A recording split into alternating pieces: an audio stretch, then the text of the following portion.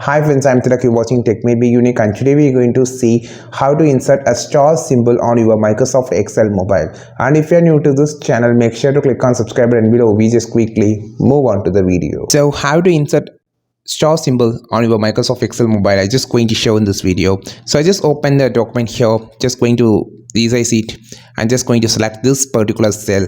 And now you just need, if you are using a insert option, there is no insert symbol option present here, so use your keyboard. Here I just using Google keyboard. You can just download it from the Play Store.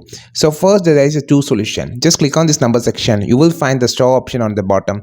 Just long press it. You can find a pop-up here and just can insert a star symbol like this. This is one of the type of star symbol you can just insert. So okay, next the second star symbol that you just can insert is, just click on this emoji symbol, just type as search as star here.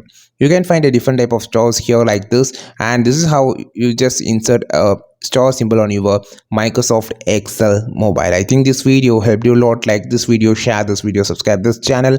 We will meet on next video with super valuable content. This is Tilak signing off from Tech May Be Unique. Have a wonderful day.